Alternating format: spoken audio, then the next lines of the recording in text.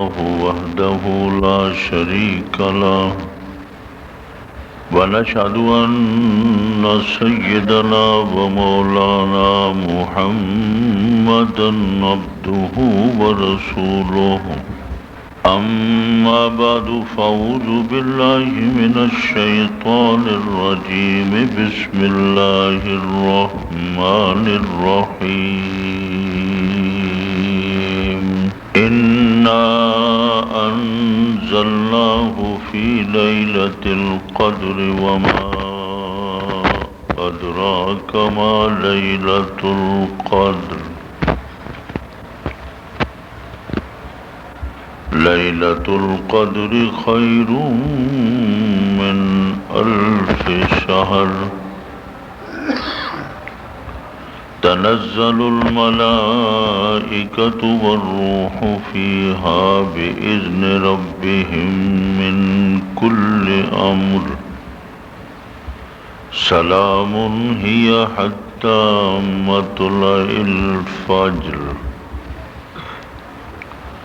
رب اشرح لي صدري ويسر لي أمري واحلل عقدة من لساني يفقهوا قولي سبحانك لا علم لنا إلا ما علمتنا إنك أنت العليم الحكيم صدق الله مولانا العظيم وبلغنا رسوله النبي الكريم ونحن على ذلك لمن الشاهدين والشاكرين والحمد لله رب العالمين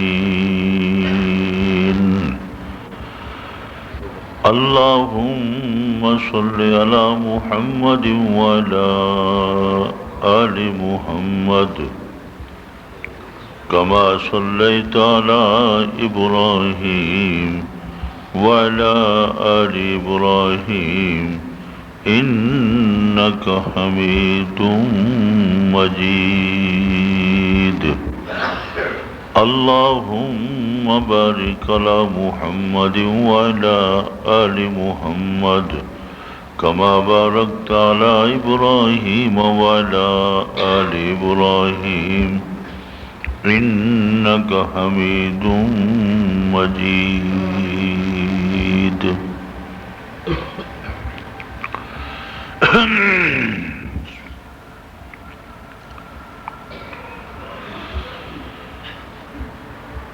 قابل صد احترام دوستو، عزیز نوجوانوں اور عزیز بچوں،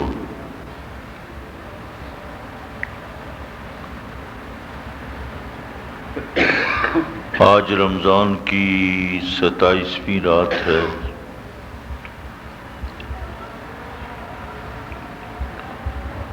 رات بھی ہے، مسجد بھی ہے، اختتام قرآن بھی اسی مسجد کے اندر نماز تراویح میں آپ حضرات نے سنا ہے۔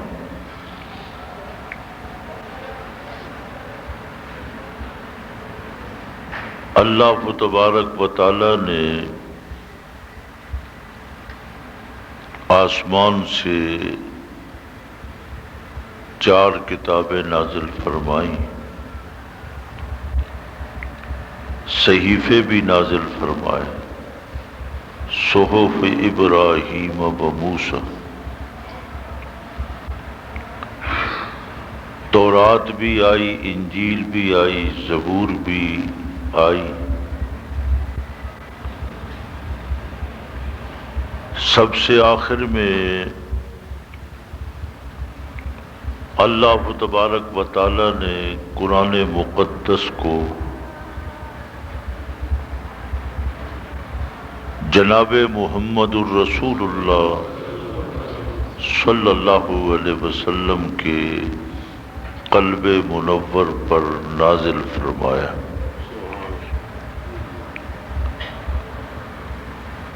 40 سالہ زمانہ نبوت سے پہلے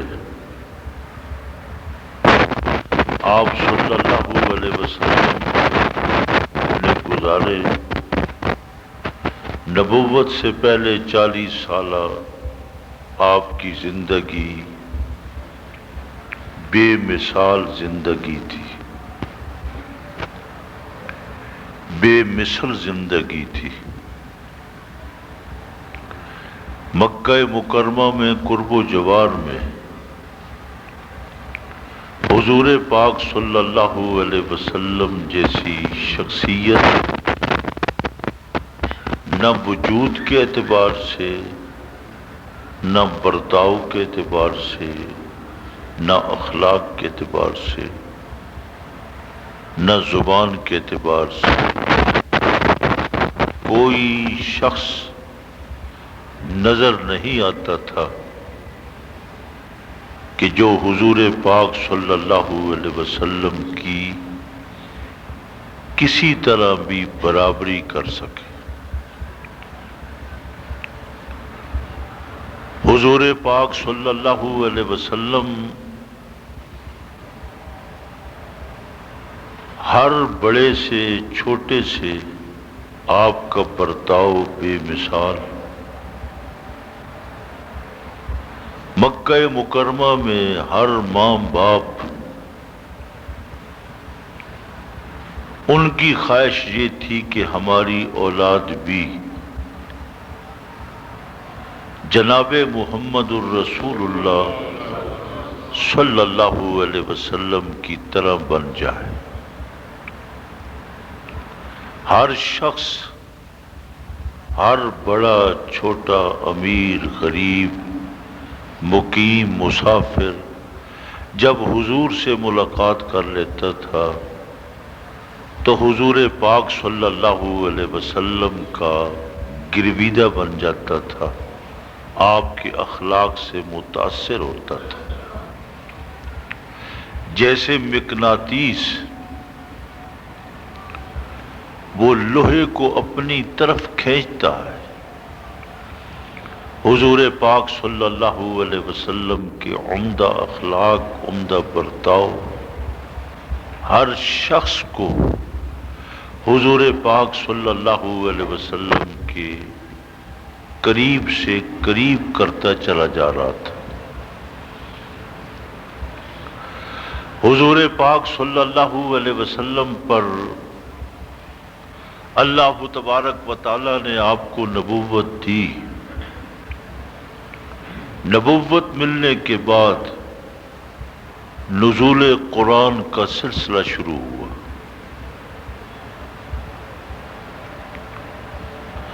جب نزول قرآن کا سلسلہ شروع ہوا تو اسی قرآن پاک نے، یہ اللہ کا کلام ہے، اللہ متکلم ہے، یہ اللہ تبارک و تعالیٰ کا کلام ہمیشہ سے ہے، لوح محفوظ میں محفوظ چلا رہا تھا، اور نزول کے اعتبار سے دنیا میں سب سے آخر میں آیا۔ جب حضور پاک صلی اللہ علیہ وسلم پر قرآن پاک اترا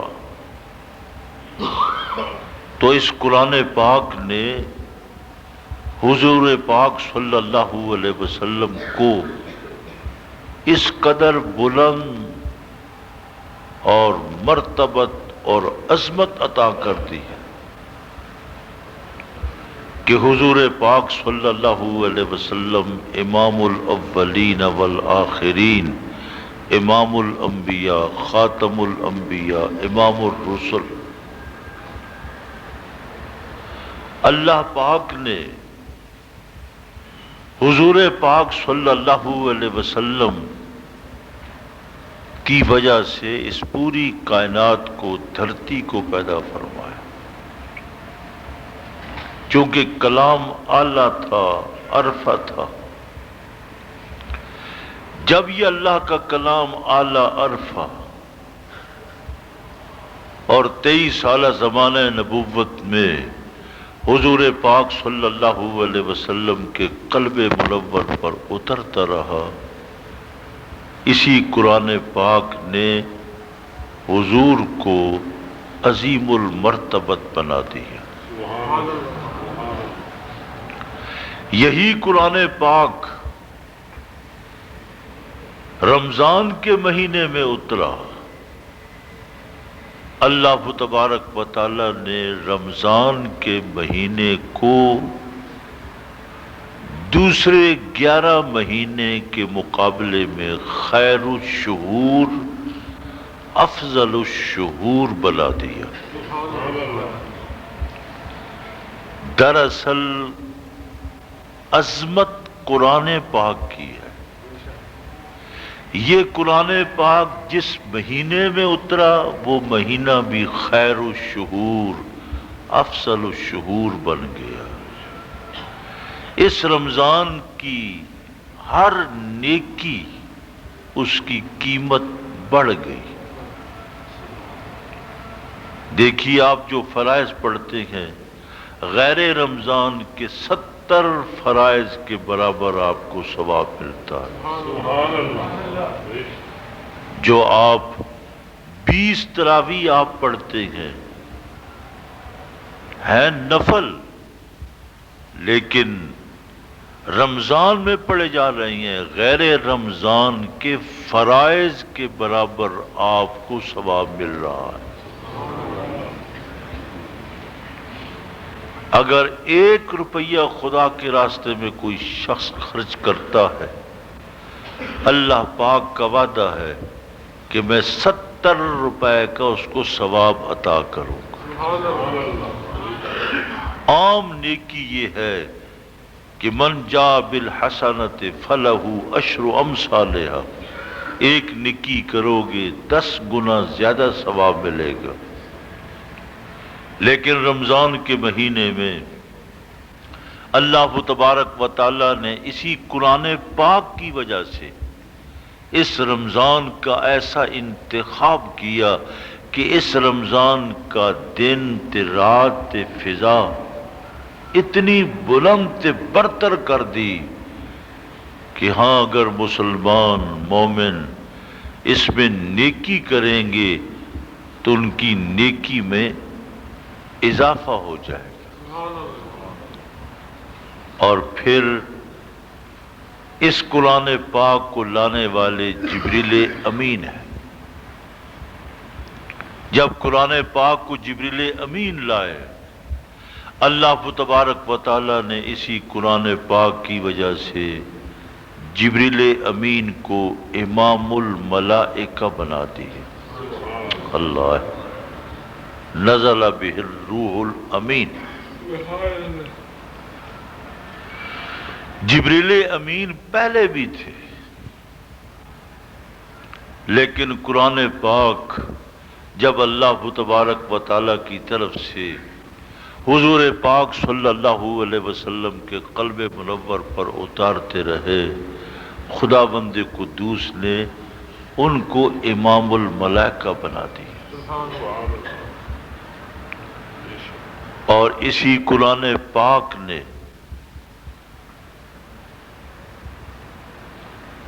جس سرزمین پر یہ قرآن پاک اترا، جہاں جہاں بھی اس کا نزول ہوا، پہلی وحی اس قرآن پاک کی اس غار حرا مکہ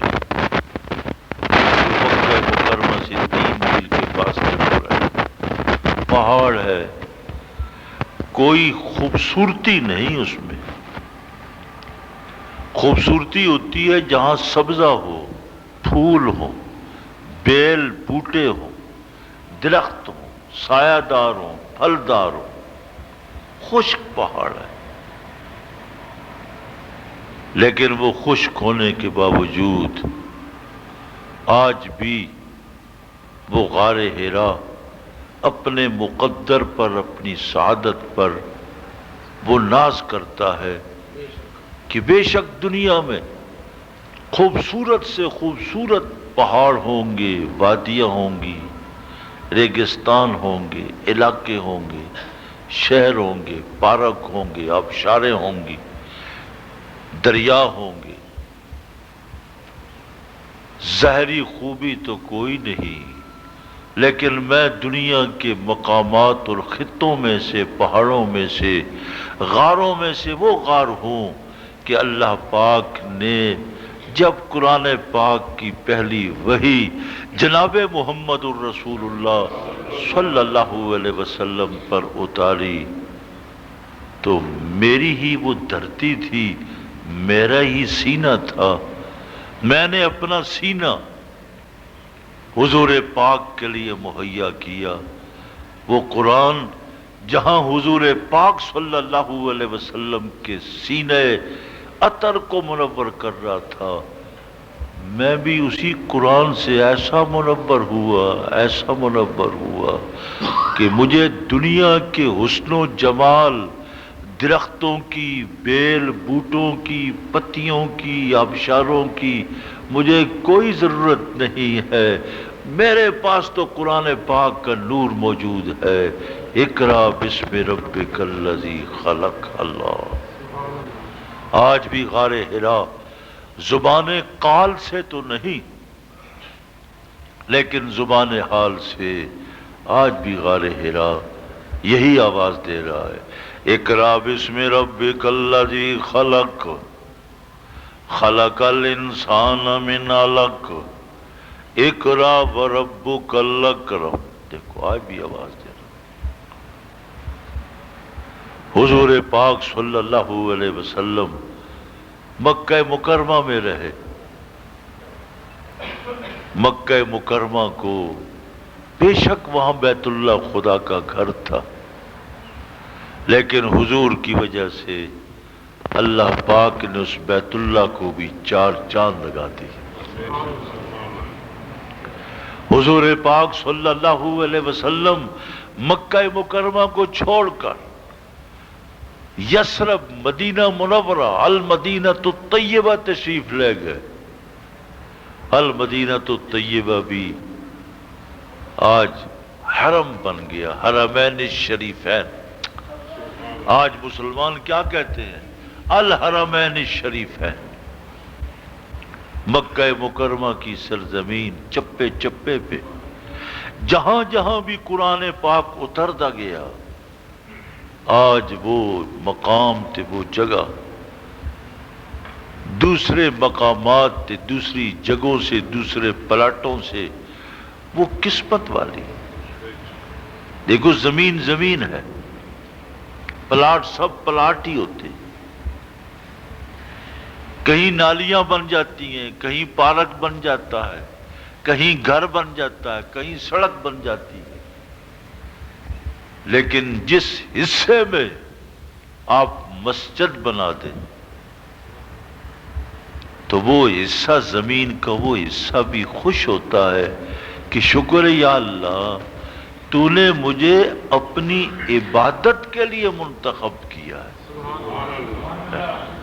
حضور پاک صلی اللہ علیہ وسلم ارشاد فرماتے ہیں کہ خیر البقاع مساجدہا، زمین کے ٹکڑوں میں سے، پلاٹوں میں سے عمدہ ترین ٹکڑا مسجد کا ہے، وشر البقاع اسواقہا، بدترین ٹکڑا بازار کا ٹکڑا ہے۔ اس لیے دوستو یہ قرآن پاک اللہ کا آخری کلام، یہ اتنا بلند بالا حضور پر اترا، امام الانبیاء بنا دیا، اللہ نے رمضان میں اتارا، خیر الشہور بن گیا، جبریل امین لائے، امام الملائکہ بن گئے، اور پھر یہ قرآن پاک لوح محفوظ سے آسمان دنیا تک لیلۃ القدر میں آیا، خدا نے اس ایک رات کو خیر اللیالی بنا دی۔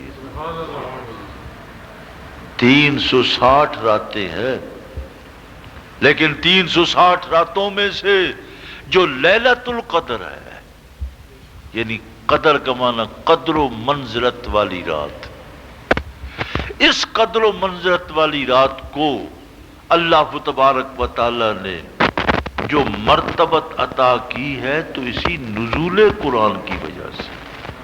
انا انزلناہ فی لیلۃ القدر.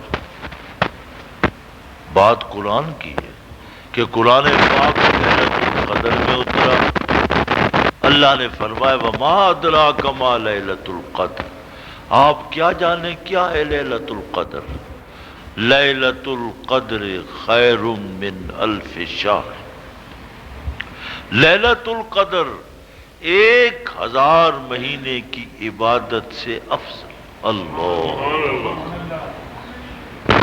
86 سال تے کئی ماہ اس سے بھی افضل. چلو اگر کوئی شخص لیلۃ القدر ساری رات نہیں جاگتا تو رات اگر ہے 10 گھنٹے کی تو 10 گھنٹے میں سے اگر 4 گھنٹے بھی 5 گھنٹے بھی وہ عبادت میں لگ جاتا ہے. آپ یہاں بیٹھے ہیں عبادت میں ہیں, خدا کے گھر بیٹھے ہیں, نماز تراویح پڑھی, فرائض, تو اب عبادت میں خدا کی بارگاہ میں خدا کے حضور اللہ کے سیکریٹریٹ میں آپ عبادت کر رہے ہیں, آپ قیام میں ہیں. اس لیے اس نسبت کے اعتبار سے اللہ پاک آپ کو ثواب عطا فرمائے گا. حدیث پاک میں آتا ہے کہ حضور پاک صلی اللہ علیہ وسلم نے پہلی امتوں میں سے ایک نیک مسلمان کا ذکر کیا کہ جو مسلسل 500 سال تک ساری رات جاگتا تھا, تھوڑی نیند کی اور دن میں گھوڑے پر سوار ہو کر خدا کے راستے میں جہاد کرتا تھا. جب حضور پاک صلی اللہ علیہ وسلم نے اس کی عبادت, ریاضت, زہد, تقوی کا ذکر کیا, صحابہ کرام رضوان اللہ علیہ مجمعین نے عرض کیا حضور ہماری عمر تھوڑی 50 سال 40 سال 70 سال 60 سال, پھر تو وہ امت ہم سے آگے نکل گئی. اللہ تبارک و تعالی نے سورۃ القدر نازل فرما کر اس امت کو یہ شرف عطا کیا کہ اللہ نے تمہیں ایک رات ایسی دے دی ہے کہ اگر اس رات کو تم خدا کے حضور جاگو گے, عبادت کرو گے, قیام کرو گے, تلاوت کرو گے, ذکر کرو گے, ایک رات کی عبادت 1000 مہینے کی عبادت سے افضل. اب افضل کو اللہ پہ چھوڑو, کتنی افضل ہے اللہ پر چھوڑو. جیسے اللہ بہت بڑا ہے اس کی افضلیت بھی بہت بڑی ہے. میں خود کوئی جمع خرچ کر کے تفریق کر کے آپ کے سامنے پیش کروں نہیں, اللہ بڑے کریم ہے. تو جب اللہ کریم ہے تو بڑے خوش قسمت وہ لوگ ہیں جن کو اپنی زندگی میں ہر سال لیلۃ القدر میسر آتی ہے. دیکھو کتنے خوش قسمت ہیں وہ لوگ کہ لیلۃ القدر تلاش کرتے ہیں. حضور پاک صلی اللہ علیہ وسلم نے جب 10 روزے گزرے تو آپ اعتکاف بیٹھ گئے. جب 20 روزے ہو گئے حضور پاک صلی اللہ علیہ وسلم نے اپنے خیمے سے منہ بہر نکالا, فرمایا جس رات کی تلاش میں نے اعتکاف کیا تھا وہ مجھے رات ابھی ملی نہیں, اب میں نے آخری عشرے کے اعتکاف کی بھی نیت کر لی ہے. 20 دن حضور پاک صلی اللہ علیہ وسلم نے اعتکاف فرمایا اور پھر حضور پاک صلی اللہ علیہ وسلم ساتھ فرمایا تحروا لیلۃ القدر، لیلۃ القدر کو آخری دھاگے کی تاک راتوں میں تلاش کرو۔ یہ تاک کا عدد بڑا محبوب ہے اللہ کو۔ تاک کا عدد 3 وتر ہے، مغرب کی نماز میں 3۔ ہمارے مشائخ بزرگ کہتے ہیں اگر کوئی بطور برکت کوئی وظیفہ پڑھنا ہو تو تاک دفعہ 1 تسبیح نہیں، 101 یہ تسبیح 100 کی نہیں ہوتی، کوئی 103 ہوگی، کوئی 105 ہوگی، کوئی 107 ہوگی، اس میں حکمت تاک والی ہے۔ ان اللہ وتر یحب الوتر، اللہ بھی ایک ہے، تاک ہے، وہ تاک کے عدد کو اللہ پسند کرتا ہے۔ اللہ ہے جی۔ اور قرآن پاک میں موجود ہے وہ جالوت تالوت، اللہ وہ بھی 313 تھے، جب نکلے تو لاکھوں تھے، اور جب آگے نہر دریا آ گیا، پیاس لگی ہوئی تھی، گرمی تھی، فرمایا گرمی ہے لیکن پانی نہیں پینا، اتنا پانی پی سکتے ہو کہ 1 چلو پی لو، 1 چلو، چلو 1 لپ پی لو، لیکن گرمی تھی، ٹھنڈا پانی، گرمی شدید پڑ رہی ہو، بس نتیجہ کیا نکلا؟ لاکھوں۔ نعرے لگانے والے بہت ہوتے ہیں، جب کوئی وقت کام کا آ جائے تو بھاگنے والے بھی بہت ہوتے ہیں، تھوڑے ہی لوگ کھڑے ہوتے ہیں، کھڑے ہونے والے استقامت والے لوگ تھوڑے۔ اللہ نے آزمایا کہ ذرا بیکار تے فضول ہے نا، یہ پیچھے ہٹ جائے، کام والے ان کی ضرورت ہے۔ بس دریا پہ پہنچے، پانی پیا، اتنا پانی پیا، جب دریا کو عبور کیا تو دریا کو عبور کرتے ہی اب وہ کہنے لگے آج تو ہم جالوت کا مقابلہ نہیں کر سکتے۔ اللہ اکبر، بہت مشکل ہے، ہمارے اندر قوت طاقت نہیں ہے، صرف 313۔ اب 313 کا عدد بھی طاق کا عدد ہے، اللہ 313 نے پانی نہیں پیا، اگر پیا تو 1 چلو پیا، اب 313 نکلے۔ اللہ کم من فئۃ قلیلۃ غلبت فئۃ کثیرۃ باذن اللہ، کبھی کبھی اللہ پاک چھوٹی جماعتوں کو بڑی جماعتوں کے مقابلے میں کامیاب کرتا ہے۔ وہ 313 طاق کا عدد تھا، اللہ نے کامیاب کیا۔ یہی میدان بدر رمضان کے اندر، یہ بدر کا معرکہ، رمضان نے ہمیں بہت کچھ دیا، تو میدان بدر میں حضور پاک صلی اللہ علیہ وسلم کے صحابہ جان نثار، پروانہ نبوت، پروانہ رسالت، وہ بھی 313 تھے، اور ان 313 نے پھر ایسی قربانی دی کہ اللہ پاک نے مشرکین کی سیاسی قوت، سیاسی دماغ، سیاسی فکر تے نظر رکھنے والے وہ 70 رؤسائے مکہ سارے کے سارے واصل جہنم ہو گئے۔ دیکھو سیاسی توڑ پیدا کر دیا خدا نے۔ اور اگر جیسے اللہ کی منشا تھی کہ یہ 70 جو قیدی ہیں ان کو بھی قتل کر دو، حضرت عمر فاروق رضی اللہ تعالیٰ عنہ نے، حضور نے رائے لی، آؤ بتلاؤ کیا کرے، یہ 70 قیدی ہیں، اسیران بدر ہے۔ اللہ تعالیٰ نہ پریشان ہو کر دودھ ختم ہو گیا، کوئی چھاتی میں دودھ نہیں، بھوکی ہے، پیاسی ہے، دوڑ لگانی شروع کر دی، صفا پہاڑی پہ کبھی مروا پر اللہ ہے،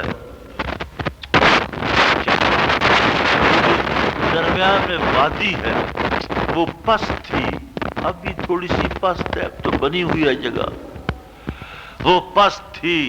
جب حضرت سیدہ ہاجرہ رضی اللہ تعالی عنہا اس مقام پر پہنچتی تھی، بچہ اوجل ہو جاتا تھا، دوڑ لگاتی تھی۔ آبادی نہیں تھی، مرد نہیں تھے، تنہا تھی، تنہائی میں کوئی عورت اپنے گھر دوڑ بھی لگا لے تو کوئی گناہ نہیں، لیکن کالجوں میں ہاکی کھیلتے ہوئے، فٹ بال کھیلتے ہوئے، اسلام ہمیں اس بات کی اجازت نہیں دیتا کہ ہماری بیٹیاں یا تو پردہ اتنا ہو، کوئی مرد نہ دیکھ رہا ہو، ہماری بیٹیاں نوجوان وہ کرکٹ کھیل رہی ہوں، فٹ بال کھیل رہی ہوں، عورت کی فطرت اور اس کا وجود ہی ایسا ہے کہ وہ دوڑتی ہوئی اچھی نہیں لگتی، خدا کو حیا آتی ہے۔ اللہ نے یہ حضرت سیدہ ہاجرہ کی دوڑ تھی، تنہا تھی، جنگل میں تھی، کوئی دیکھنے والا نہ تھا، اس لیے حضرت سیدہ ہاجرہ اپنے بچے کو بچانے کے لیے کہ کوئی قافلہ نظر آ جائے، آنے والا قافلہ ملے، پانی ملے، غذا ملے، میں اپنے بچے کی جان بچا سکوں، تو پریشان ہو کر دوڑتی تھی۔ جب پہاڑی پہ چڑھتی تھی نگاہ بچے پہ پڑ رہی ہے، پھر آہستہ آہستہ جا رہی ہے، اللہ، 2 چکر، 3، 4، 5، 6، 7ویں چکر پہ اللہ مروہ پہاڑی پہ پہنچی، اللہ، 7 کا عدد پورا ہوتے ہی حضرت سیدنا اسماعیل علیہ السلام معصوم بیٹا جہاں پیاس بھوک کی وجہ سے ایڑیاں رگڑ رہے تھے، انہی ایڑیوں سے خدا نے زمزم کا چشمہ جاری فرما دیا، سبحان اللہ، اللہ اکبر۔ حضرت سیدہ ہاجرہ رضی اللہ تعالیٰ عنہا خوش ہو گئیں، 7 چکر پورے ہو گئے، دوڑتی ہوئی آئیں، جلدی جلدی ریت مٹی، پہاڑی علاقہ ہے، چشمہ ہے، نہ معلوم 1 دن 2 دن 3 دن 4 دن، عام طور پر پہاڑوں میں بھی پہاڑ کا رہنے والا ہوں، ہمیں بڑا تجربہ ہے، اچانک ایک پانی نکلتا ہے، چند دن تک ٹھہرتا، پھر خشک ہو جاتا ہے۔ سارے پہاڑی تو کشمیر کے نہیں ہے، مری نہیں ہے، اللہ، انہوں نے چھوٹا سا بند بنا لیا ہے کہ پانی یہاں رہے گا، اللہ اکبر۔ حدیث پاک میں آتا ہے، حضور پاک صلی اللہ علیہ وسلم نے ارشاد فرمایا، ہاجرہ نے تو یہ سمجھا کہ یہ پانی خشک ہو جائے گا، اس کو بچانے کے لیے اس کے ارد گرد منڈیر بنا لی، لیکن اگر ہاجرہ پانی کو نہ روکتی، اللہ پاک اس کو طوفان نو بنا دیتا، اللہ، یہ رکتا، فرمایا ہاں آج تک نہیں رکا۔ دنیا میں کاٹ پڑتے ہیں، بارشیں نہیں ہوتی، مکہ مکرمہ میں بھی کئی سال گزر جاتے ہیں، بارشیں نہیں ہوتی، لیکن زمزم کا کنواں حضرت اسماعیل کی ایڑیوں میں اور حضرت سیدہ ہاجرہ کے اس گریت زاریت آہو بکا میں خدا کے ہاں اس فضا کو چیرتی ہوئی آہو بکا خدا نے ایسی قبول کی۔ دنیا کے پانی خشک ہوں گے لیکن زمزم کا پانی کبھی خشک نہیں ہوا، سبحان اللہ، سبحان اللہ، اور قیامت تک جاری رہے گا، اللہ، اللہ اکبر۔ ہمارے پنجاب کے پانی، ہم کہتے تھے کہ لو جی پنجاب 5 دریا ہے، پانی ہی پانی ہے، پرانے بزرگ کہتے تھے لو ادھر ہمیں مغربی پاکستان کا خطہ ایسا دیا، پانی ہی پانی، سیلاب ہی سیلاب، سیلاب ہی سیلاب، پانی آ جاتا ہے۔ اور ادھر مشرقی پاکستان ہے، وہاں بھی سمندر میں ایسا طوفان ہے، سب کچھ ختم۔ لیکن آج وہی آپ کا پنجاب جہاں پانی ہی پانی تھا، آج پانی پہ لڑائی ہو رہی ہے۔ اللہ بچائے، اللہ محفوظ فرمائے، ہاں جی، اللہ پاک محفوظ فرمائے۔ لیکن آج تک زمزم کا پانی، اب تو موٹریں لگی ہوئی ہیں، چل رہی ہے۔ کہاں سے کہاں تک دنیا کا کوئی ایسا خطہ آپ نہیں بتلا سکتے کہ زمزم کا پانی وہاں نہ پہنچا ہو، کپیوں میں، ہے جی، اور بوتلوں میں، دوسرے یہ کیا نام ہے ان کا، کینوں میں، آئے ہائے ہائے، کینے، ٹین، کنستر بھر بھر کر، ڈرم بھر بھر کر لوگ لے جا رہے ہیں۔ اب مکہ مکرمہ سے مدینہ طیبہ جو اندر اندر پانی ہوتا ہے، باہر سے پیئیں گے تو مدینہ طیبہ کا پانی ہے۔ روزانہ گاڑیاں لگی ہوئی ہیں اور وہ مسلسل حجاج کی خدمت کرتے ہوئے مدینہ طیبہ کے اندر پانی دے رہے ہیں۔ اللہ آپ سب کو لے جائے، کہہ دو آمین۔ آئے آئے آئے، مدینہ طیبہ کی اللہ آپ کو زیارت کرائے، مسجد نبوی کی زیارت کرائے، اندر جائیں۔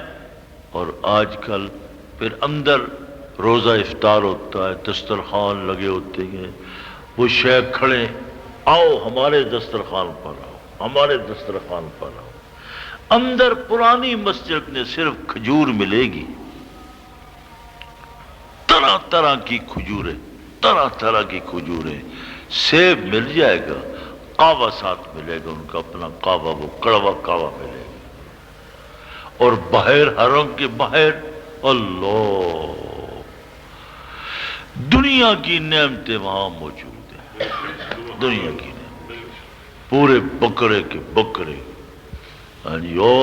گوشت، چاول، مرغے، ہر نعمت اندر نہیں لے جانے دیتے کہ اندر خراب ہوگا۔ آخر مسجد ہے، زائرین ہے، تو زائرین ہے تو اندر ظاہر ہے کہ کھانا اندر آ جائے، جگہ تنگ ہو تو ایک قسم کا تعفن تو پیدا ہو ہی جاتا ہے جی، تعفن تو پیدا ہو ہی جاتا ہے۔ اس لیے اللہ پاک نے اس زمزم کے پانی کو 7 کا عدد ایسا خدا کو محبوب تھی، مقبول ہے کہ اللہ پاک نے زمزم کا پانی جاری کر دیا۔ اور یہی 7 کا عدد اب آپ تلاش کریں کہ یہ کہاں ہے۔ بے شک 7ویں رمضان بھی ہے، 17ویں رمضان بھی ہے، پہلے داخلے میں بھی 7 کا عدد ہے، پر آقا نامدار جناب رسول مقبول صلی اللہ علیہ وسلم نے ارشاد فرمایا، تحروا لیلۃ القدر، لیلۃ القدر کو آخری دھاکے میں تلاش کرو۔ یہ نہیں ارشاد فرمایا پہلے دھاکے میں، پھر تو 7واں روزہ آ گیا، دوسرے دھاکے میں 17واں آ گیا۔ آخری دھاکے میں جب 7 کا عدد خدا کو محبوب ہے، پسندیدہ ہے، تو آخری دھاکے میں 7 کا عدد کس ہندسے کے ساتھ ہے؟ وہ 27 ہے۔ لو جی، ہو سکتا ہے، تعیین نہیں ہے، اشارہ نکلتا ہے، اطمینان، ذہن، فکر، عقل، شعور، علم آپ کے اس طرف جاتا ہے کہ ہاں بھائی اگر کوئی لیلۃ القدر کی رات ہو سکتی ہے تو وہ 27 کی ہے۔ اللہ، وہ 27 کی رات ہے۔ اور حضرت ابی بن کعب رضی اللہ تعالیٰ عنہ نے ارشاد فرمایا، قسم اٹھا کر فرمایا، خدا کی قسم اگر کوئی لیلۃ القدر ہے تو وہ 27 کی رات ہے، چونکہ بار بار 27 کی رات دیکھی۔ اب یہ 27 کا عدد ہم نے قرآن سے تلاش کرنا ہے، اسی صورت میں موجود ہے، اِنَّا أَنزَلْنَاهُ فِي لَيْلَةِ الْقَدْرِ وَمَا أَدْرَاكَ مَا لَيْلَةُ الْقَدْرِ لَيْلَةُ الْقَدْرِ خَيْرٌ مِّنَ أَلْفِ شَهْرٍ۔ دیکھو، لیلۃ القدر لیلۃ القدر لیلۃ القدر تین بار لانے کی کیا حکمت ہے؟ اللہ نے بار بار۔ اب لیلۃ القدر کے حروف گن لیں آپ، کتنے ہیں؟ 9 ہیں، گن لیں۔ ماشاءاللہ سارے گنے، آپ تو حساب دان ہیں، میں تو حساب دان نہیں ہوں، ہے جی، ہے نا؟ لیلۃ 9 بنتے ہیں نا، جو آپ پڑھتے ہیں تلفظ، ایک ہے لکھنے کی بات، ایک ہے تلفظ کی بات، تو یہ 9 ہے۔ علماء نے، دیکھو مفسرین نے، علماء نے، جو قرآن کے اندر غوطہ لگانے والے ہیں، کوئی سمندر میں غوطہ لگاتا ہے، موتی نکالتا ہے، جواہرات نکالتا ہے۔ علماء، یہ قرآن بھی سمندر ہے، قرآن سمندر کے اندر غوطے لگا کر انہوں نے یہ موتی نکالا کہ لیلۃ القدر جب 9 حروف ہیں، 3 بار لیلۃ القدر آیا، 9 کو 3 سے ضرب 2، 27 بن گئے۔ اشارہ اسی طرف ہے کہ لوگوں، مسلمانوں، جاگو، یہ رات کون سی ہے؟ 27 کی رات جاگ لو، اللہ پاک تمہیں لیلۃ القدر عطا فرما دے گا۔ سبحان اللہ، سبحان اللہ، سبحان اللہ۔ تو اب نتیجہ کیا نکلا کہ 7 کا عدد اللہ کو محبوب، اور وہ 7 کا عدد آخری عشرے میں 27 کی رات ہے۔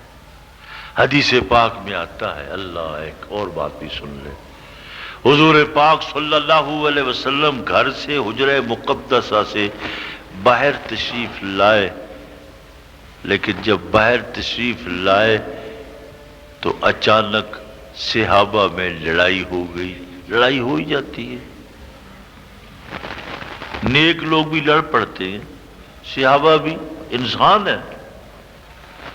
حضور نے فرمایا، اللہ نے مجھے لیلۃ القدر کی تعیین عطا کی تھی، میں گھر سے اس لیے نکلا کہ تمہیں خبر دوں کہ فلاں رات لیلۃ القدر ہے، لیکن تمہاری لڑائی کی وجہ سے 2 آدمی لڑ پڑے، اللہ پاک نے تعیین اٹھا لی۔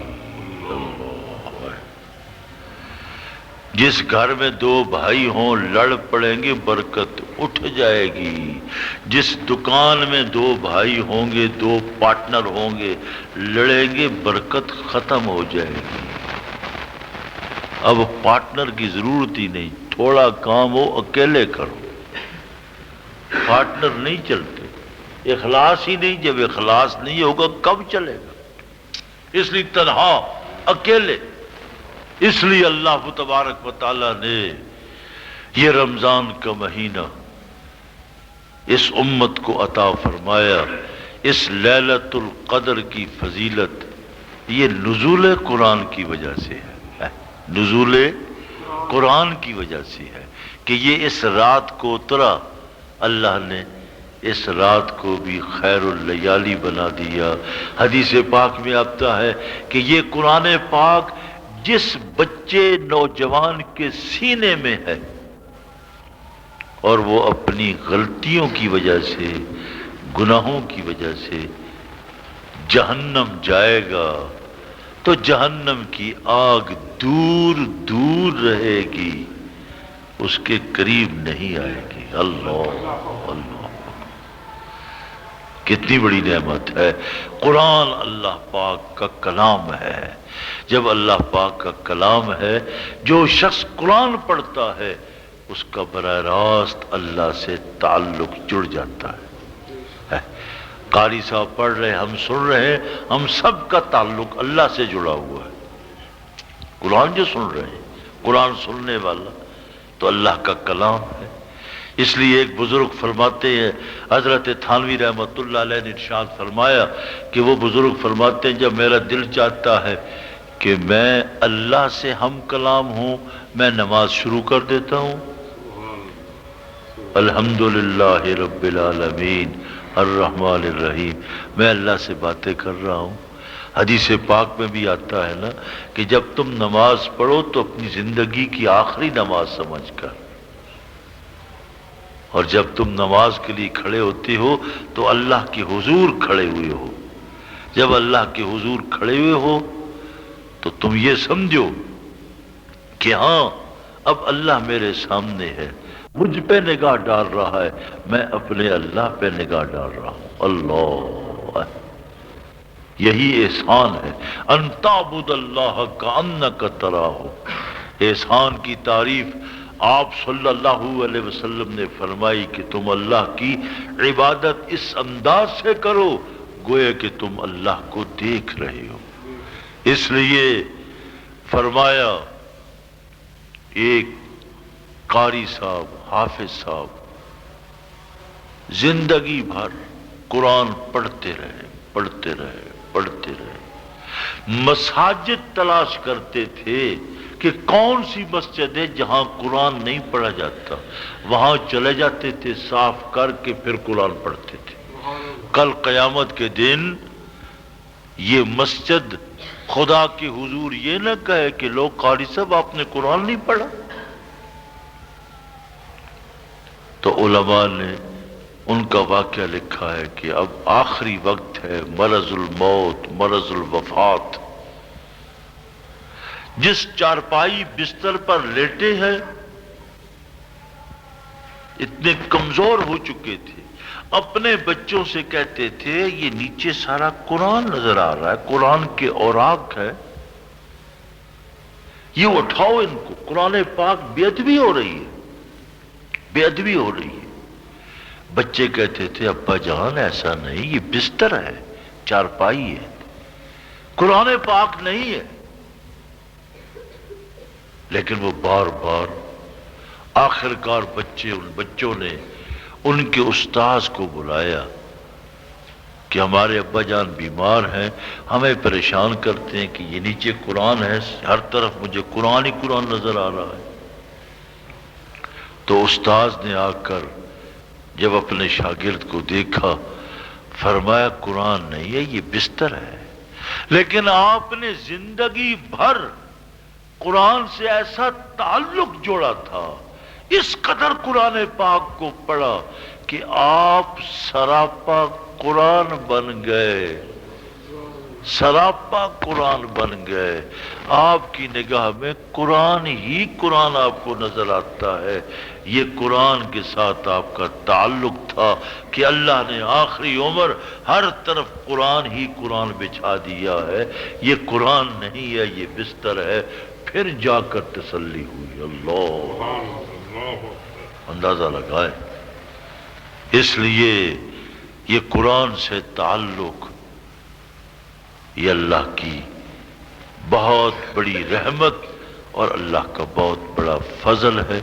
اللہ پاک ہم سب کو قرآن پاک کے ساتھ جڑنے کی توفیق عطا فرمائے.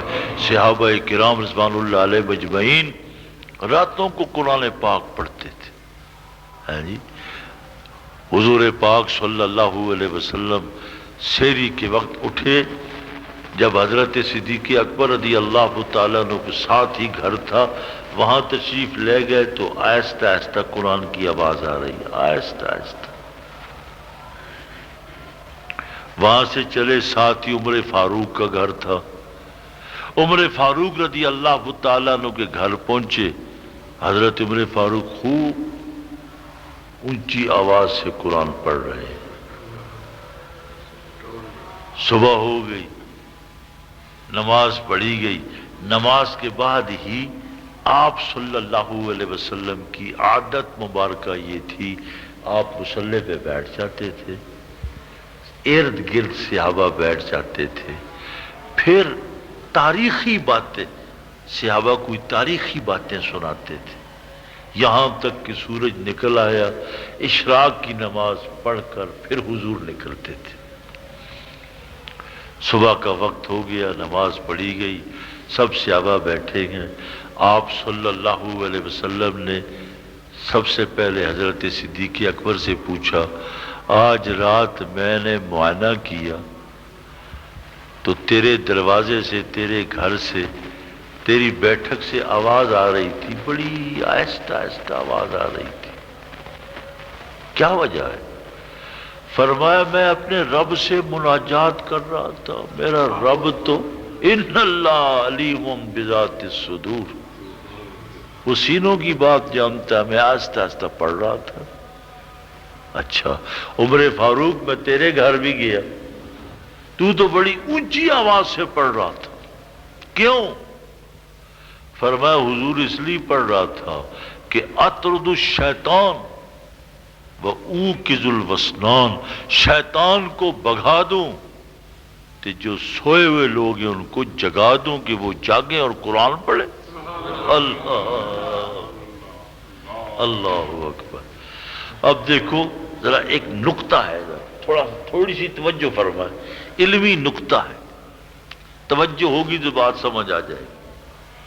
حضرت صدیق اکبر رضی اللہ تعالیٰ عنہ نے اپنی دلیل پیش کی، یہ ان کی اپنی دلیل ہے کہ ہاں میں رب سے مناجات کر رہا ہوں، رب جانتا ہے۔ حضرت عمر فاروق رضی اللہ تعالیٰ عنہ نے بلند آواز سے پڑھنے کی اپنی دلیل پیش کی، ان کی اپنی دلیل ہے۔ اللہ اکبر۔